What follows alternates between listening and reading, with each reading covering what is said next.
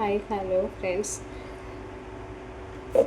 എല്ലാ കൂട്ടുകാർക്കും സ്വാതന്ത്ര്യം സീരിയൽ ഇനിയും വരാൻ പോകുന്ന ഒരു അടിപൊളി എപ്പിസോഡ് റിവ്യൂയിലേക്ക് തന്നെ സ്വാഗതം. ചാനൽ ആദ്യമായിട്ടാണ് കാണുന്നുണ്ടെങ്കിൽ ഒന്ന് സബ്സ്ക്രൈബ് ചെയ്ത് ലൈക്ക് ചെയ്ത് സപ്പോർട്ട് ചെയ്യണേ. അങ്ങനെ നമ്മുടെ ധർമ്മനാണെങ്കിൽ സുഖിനെ പിരി കയറ്റിക്കൊണ്ടിരിക്കുകയാണ് കേട്ടോ. എന്തൊക്കെ സംഭവിച്ചാലും ആ വാച്ച് മേടിച്ചത് ഇപ്പോൾ നന്നായി എന്നാണ് എനിക്ക് തോന്നുന്നത്. അതെന്താ സുഖിനെ അല്ല, ആ വാച്ച് മേടിച്ചുകൊണ്ടാണല്ലോ അവിടെ നിന്ന് വഴക്കുണ്ടാക്കി മേടിച്ചുകൊണ്ടാണല്ലോ ആ വീട്ടിൽ നിന്ന് ഇത്രമാത്രം പ്രശ്നങ്ങൾ ഉണ്ടായത്. അത്രയും പ്രശ്നങ്ങൾ ഉണ്ടായത് കൊണ്ടാണല്ലോ നമുക്ക് ആ വീട്ടിൽ നിന്ന് പടിയിറങ്ങി ഈ വീട്ടിലേക്ക് വരേണ്ടി വന്നത്. ആ വീട്ടിൽ നിന്ന് ശ്വാസം വിടാൻ പോലും പറ്റില്ലായിരുന്നു. എന്തൊക്കെയാണ്, ഒരു ഗോമതി ചേച്ചിയും ഒരു ബാലൻ ചേട്ടനും എല്ലാം കൂടി മതിയായി. എന്തായാലും ഇപ്പോൾ ഒരു സമാധാനമൊക്കെ ഉണ്ട്. എൻ്റെ ധർമ്മേട്ടന് ചായയൊക്കെ ചൂടോടെ ഒന്ന് കുടിച്ചേ എന്ന് പറഞ്ഞിട്ട് ചായ കൊടുക്കുകയാണ്. എന്നിട്ട് സുകന്യയുടെ പാട് നോക്കി പോകുന്നുണ്ടോ ധർമ്മൻ. ആ ചായ ആയിട്ട് നേരെ ഉമ്മറത്തേക്ക് വരാട്ടോ. ധർമ്മനെ കാണാൻ വേണ്ടി തന്നെ ബാലൻ മുറ്റത്തോടെ അങ്ങോട്ടും ഇങ്ങോട്ടും നടക്കുന്നുണ്ട്. ധർമ്മ ഇങ്ങാനും പുറത്തിറങ്ങിയാൽ ഒന്ന് കണ്ട് സംസാരിക്കാൻ ബാലൻ അപ്പുറത്തേക്ക് പോകാൻ പറ്റില്ല കേട്ടോ. അത് കാരണം ധർമ്മം വരാൻ വേണ്ടി ഇങ്ങനെ കാത്തിരിക്കുകയാണ് ബാലൻ. ആ സമയത്ത് തന്നെയാണ് ധർമ്മൻ ചായ കുടിച്ചുകൊണ്ട് ജസ്റ്റ് ഒന്ന് മുറ്റത്തേക്ക് ഇറങ്ങുന്ന സമയത്താണ് ബാലൻ കാണുന്നുണ്ട് കേട്ടോ. ബാലൻ വേഗം തന്നെ മതിലിൻ്റെ അടുത്തേക്ക് പോയിട്ട് മോനെ ധർമ്മ എന്ന് പറഞ്ഞ് വിളിക്കുകയാണ്. അപ്പോൾ തൊട്ട് പിന്നാലെ ഗോമതിയും മീനാക്ഷിയും മിത്രയും ആര്യനും ആകാശവും ഒക്കെ തന്നെ വരുന്നുണ്ട് കേട്ടോ. അപ്പോഴേക്കും ധർമ്മൻ ഇവരെ കാണുന്നുണ്ട്. ആരാ നിങ്ങൾ എന്ന് ചോദിക്കുകയാണ്. എടാ ധർമ്മ, നീ എന്താടാ ഇങ്ങനെയൊക്കെ പറഞ്ഞത് ബാലേട്ടനോട് എന്ന് ഗോമതി ചോദിക്കുമ്പോൾ, പിന്നെ ഞാൻ എന്ത് പറയണം എന്ന് കള്ളനായി കണ്ടവിടുത്ത് ഞാൻ പിന്നെ എങ്ങനെ സംസാരിക്കണം എന്ന് പറയുകയാണ്. എടാ, അത് അങ്ങനെ സംഭവിച്ചു പോയടാ. എടാ, നിൻ്റെ അടുത്ത് എൻ്റെ മക്കളും ആ സ്ഥാനത്തായ ഞാനും അവർ അതുപോലെ തന്നെയല്ലേ പെരുമാറുള്ളൂ. ആ ആര്യനോടൊക്കെ എത്ര പ്രാവശ്യം എന്നെ ഇതുപോലെ പെരുമാറിയിട്ടുണ്ടോ, എന്നിട്ടും അവർ വും കാര്യങ്ങളും കാണിക്കുന്നുണ്ടോ? അതുപോലെ തന്നെയായിരിക്കും നീ എന്ന് ഞാൻ വിചാരിച്ചു. പക്ഷെ അതുപോലെ അല്ല അളിയ. ഞാൻ വേറെ എന്ത് ചെയ്യുമെന്ന് പറഞ്ഞാലും എനിക്ക് കുഴപ്പമില്ല. പക്ഷെ ഞാൻ മോഷ്ടിച്ചു എന്ന് പറഞ്ഞാൽ എനിക്കത് സഹിക്കാൻ സാധിക്കില്ല. എൻ്റെ ഭാര്യയ്ക്ക് ഒരു വാച്ച് മേടിച്ചു കൊടുക്കാൻ എനിക്ക് ഗോമതി സ്റ്റോഴ്സ് 10 പൈസ എനിക്ക് വേണ്ട എന്ന് പറയാണ്. ഇതൊക്കെ കേട്ട് നമ്മുടെ ഇന്ദിര മുത്തശ്ശിയും അതുപോലെ തന്നെ അച്യുതനും അനന്തനും നമ്മുടെ രാജശ്രീയും മനു അലോവും ഒക്കെ തന്നെ പിറകെ നിൽപ്പുണ്ട് കേട്ടോ. അച്യുതനും ആ രാജശ്രീയും ഒക്കെ ഭയങ്കര സന്തോഷമാണ്. പക്ഷേ നന്ദിനിക്കും അനന്തനും ഒരു സന്തോഷമില്ല കേട്ടോ. അവർക്ക് വിഷമം തോന്നുന്നത് ബാലനെ ഇങ്ങനെ വിഷമിപ്പിക്കുന്നത് കൊണ്ട്. അങ്ങനെ ധർമ്മം പറയണ്ടേ, എന്തൊക്കെ സംഭവിച്ചാലും ഞാൻ ഇനി അങ്ങോട്ട് വരുന്നില്ല. എന്നെ കള്ളനാക്കി ഒരു വീട്ടിലേക്ക് ഞാൻ ഇനി വരില്ല എന്ന് പറയാണ്. ബാലൻ പറഞ്ഞു, പോട്ടെടാ, എന്നെ വിട്ടുകള. അതേ എൻ്റെ വായിൽ നിന്ന് അറിയാതെ അങ്ങനെയൊക്കെ ഒന്ന് വാക്ക് വീണു. ഇനി ഇങ്ങോട്ട് വാ എടാ എന്ന് പറഞ്ഞ് വിളിക്കുകയാണ്. അപ്പോഴേക്കും എന്തിനാ അമ്മൂമ്മയും പറയുന്നുണ്ട്, വേണ്ട, എൻ്റെ മോനെ കള്ളനാക്കി ആ വീട്ടിലേക്ക് എൻ്റെ മോനെ വരണ്ട. ഒരു കാര്യമില്ല. ധർമ്മനും വിട്ടുകൊടുക്കുന്നില്ല കേട്ടോ. ധർമ്മം പറയണ്ട. അതെ, എനിക്ക് 25,000 രൂപയുടെ ഒരു ആവശ്യമില്ല എൻ്റെ അളിയ. ഞാൻ കണക്ക് പറയാതെ നിന്നാലുണ്ടല്ലോ, അളിയൻ പൈസ ഇങ്ങോട്ടേക്ക് തരേണ്ടി വരുമെന്ന് പറയുമ്പോഴത്തേക്കും ഗോമതിക്ക് അങ്ങ് ഷോക്കാവുക കേട്ടോ. കാരണം ധർമ്മൻ്റെ വായിൽ നിന്ന് ഇങ്ങനത്തെ വർത്താനം വീഴുമെന്ന് അവരും വിചാരിച്ചില്ല. മീനാക്ഷി പറയുന്നത്, ധർമ്മമാമ വിട്ടുകള. അതേ, ഞങ്ങൾ എല്ലാവരും ധർമ്മമാമനോട് മാപ്പ് പറയുകയാണ്, സോറ് പറയുകയാണ്. ഒക്കെ പോട്ടെ, അച്ഛൻ്റെ സ്വഭാവം മാമൻ അറിയില്ലേ. അച്ഛൻ അങ്ങനെ മനസ്സിൽ ഒന്നും വിളിച്ചിട്ട് പറയുന്നതല്ല, അങ്ങനെ വായിൽ തോന്നുമ്പോൾ പറഞ്ഞു പോകുന്നത്. അത് നമ്മുടെ അത്രയും സ്വാതന്ത്ര്യം സ്നേഹം ഉള്ളത് കൊണ്ടല്ലേ മാമൻ അതെന്താ മനസ്സിലാക്കാത്തത്? സാധാരണ അച്ഛനും അവിടെ ആരെങ്കിലും തമ്മിൽ പിണങ്ങുമ്പോൾ ആ പിണക്കം മാറ്റാൻ മാമനല്ലേ മുമ്പിൽ നിൽക്കുന്നത്. എന്നിട്ട് ഇപ്പോൾ ഒരു പ്രശ്നം, ഇപ്പോൾ മാമൻ എങ്ങനെ ആയല്ലോ.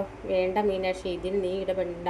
പുറത്തുനിന്ന് വന്ന പെണ്ണുങ്ങളൊന്നും ഇതിൽ ഇടപെടാൻ നിൽക്കണ്ട എന്ന് പറയുകയാണ്. പെട്ടെന്ന് ധർമ്മൻ്റെ ഈ സ്വഭാവ മാറ്റത്തിന് ബാലന് ഭയങ്കര വിഷമമാട്ടോ. ബാലൻ വിഷമത്തോടെ അകത്തേക്ക് കയറി പോവുകയാണ്. ഗോമതി പറയുന്നുണ്ട്, തൃപ്തിയായിടാ നിനക്ക്, സമാധാനമായില്ലേടാ നിനക്ക്. ആ മനുഷ്യനെ നീ വേദനിപ്പിച്ച് നിൻ്റെ മോനെ പോലെ എപ്പോഴും പറയും അദ്ദേഹം മൂത്ത മോൻ നീയാണെന്ന്. ആ ഒരു സ്വാതന്ത്ര്യത്തെ എന്തെങ്കിലും ചോദിച്ചിട്ട് ഇങ്ങനെ പറയേണ്ട കാര്യമൊന്നുമില്ല ധർമ്മ എന്ന് പറയുകയാണ്. ഇത് കേട്ട് അച്യുതൻ അവിടേക്ക് വരുന്നുണ്ട്. അതെ, ഇത് എൻ്റെ അനിയനാണ്, നിൻ്റെ അനിയൻ മാത്രമല്ല എൻ്റെയും അനന്തൻ്റെയും ഒക്കെ അനിയനാണ്. അതുകൊണ്ട് ഇവൻ്റെ കാര്യത്തിൽ ഞങ്ങൾക്കും ഉണ്ട് അഭിപ്രായ സ്വാതന്ത്ര്യം. ഞങ്ങളും സംസാരിക്കും. എൻ്റെ അനിയനെ കള്ളനാക്കിയാൽ ഞങ്ങളെ ഒക്കെ ഉണ്ടല്ലോ. സത്യം പറഞ്ഞാൽ അവിടെ വന്ന് അടിക്കാനാണ് നിന്നത്. പിന്നെ ഇവൻ പറഞ്ഞു വേണ്ട വിട്ടുകള പറയണ്ട, ഞങ്ങൾ അവിടെ വരാതിരുന്നത് എൻ്റെ അളിയനെ എൻ്റെ അനിയത്തി ഇനി ഏത് നിലയിൽ എത്തുന്ന നീ കണ്ടിടി. നിൻ്റെ അനിയൻ മാത്രമല്ല ധർമ്മ ഞങ്ങളോടും കൂടെ അനിയനാണ്. ഗോമതി സ്റ്റോഴ്സിൽ കിടുന്ന പട്ടിയെ പോലെ ഇത്രയും വർഷം പണം എടുത്തിട്ട് 10ൻ്റെ പൈസ നിൻ്റെ ഭർത്താവ് കൊടുത്തിട്ടുണ്ടോ? ശമ്പളമാണ് ധർമ്മ, ഇത് പിടിച്ചോ എന്ന് പറഞ്ഞ് കൊടുത്തിട്ടുണ്ടോ? ഇല്ലല്ലോ. എന്നിട്ട് അവനോട് ഇപ്പോൾ 25,000 രൂപ, ഒരു 25,000 ഉലുവ തുലച്ചതിന് അവൾ സംസാരിക്കുന്നു. 25,000 രൂപ അല്ല, 25 ലക്ഷം ഒന്നും അല്ലല്ലോ എന്ന് പറയാണ്. അങ്ങനെ ധർമ്മൻ എടുത്തു എന്ന് പറയേണ്ട കാര്യം നിൻ്റെ ഭർത്താവിന് നിനക്കും നിൻ്റെ കുടുംബക്കാർക്കും ഇല്ല. 25,000 പക്ഷേ 25 ലക്ഷം രൂപ തന്നെ ഞങ്ങൾക്കൊക്കെ പറ്റും. പക്ഷെ ധർമ്മൻ ആ പൈസ മോഷ്ടിച്ചിട്ടില്ല. അതുകൊണ്ട് ഞങ്ങൾ ആ പൈസ തരാനും പോകുന്നില്ല. എടാ ധർമ്മ, നീ അകത്തേക്ക് പോടാ. എന്തിനാണ് ഇവർക്ക് സംസാരിക്കുന്നത്? ഇവർക്ക് നല്ലൊരു പണി ഞാൻ കൊടുക്കുന്നുണ്ടെന്നൊക്കെ പറഞ്ഞിട്ട് അച്യുതൻ ധർമ്മനെയും കൂട്ടിക്കൊണ്ട് അകത്തേക്ക് പോകാട്ടോ. ധർമ്മം വിഷമത്തോടെ ഉണ്ട്. പക്ഷെ ധർമ്മനും വിട്ടുകൊടുക്കുന്നില്ല. ആ ഒരു രീതിയിലാണ് അനന്തനും അച്യുതനും ഒക്കെ പറയണത്. ധർമ്മ, നീ വിട്ടുകള. ബാലൻ്റെ സ്വഭാവം നിനക്കറിയാലോ. മനസ്സിലൊന്ന് വെച്ചിട്ട് പറഞ്ഞതായിരിക്കില്ല. വേണ്ട ചേട്ടാ, ഇതിലൊന്നും പറയണ്ട. അപ്പോൾ അച്യുതൻ പറയാം, എന്തിനായിട്ട് ഏട്ടാ ആ ബാലനെ സപ്പോർട്ട് ചെയ്യണത്? നമ്മുടെ അനിയനെ കള്ളനാക്കിയിട്ട് അവൻ നമ്മുടെ അങ്ങനെ വിട്ടു കൊടുക്കാൻ പാടില്ല മോനെ. ധർമ്മ, നിനക്ക് ഞങ്ങൾ നല്ലൊരു ബിസിനസ് കാര്യത്തിലേക്ക് ഇറങ്ങാൻ തീരുമാനിച്ചു. വേണ്ട ചേട്ടാ, എനിക്ക് ബിസിനസ് ഒന്നും താല്പര്യമില്ല എന്ന് ധർമ്മം പറയാണ്. ധർമ്മ, മറ്റുള്ളവരുടെ മുമ്പിൽ കൈ നീട്ടാതിരിക്കാൻ നിനക്കും എന്തെങ്കിലുമൊക്കെ ഒരു നീക്കിയിരിപ്പ് വേണ്ടേ? നീയും സുഖമായിട്ടിരിക്കണ്ടേ? ഇപ്പോൾ ഫാമിലിയായി നിങ്ങൾക്ക് നാളെ കുട്ടികളും കുടുംബവും ഒക്കെ ഉണ്ടാവും. അപ്പം നിനക്ക് ഒരു ജോലിയും കാര്യങ്ങളും ഒക്കെ വേണമല്ലോ. അതുകൊണ്ട് ഞാനും ഏട്ടനും കൂടി ഒരു തീരുമാനം എടുത്തു. ധർമ്മനോട് പറയാണ്. അച്യുത, എന്ത് തീരുമാനം എന്ന് ധർമ്മൻ ചോദിക്കുമ്പോഴേക്കും, അത് വേറെ ഒന്നുമല്ല, അമ്മയുടെ അടുത്ത് പോലും ഞങ്ങൾ ഈ തീരുമാനം പറഞ്ഞിട്ടില്ല.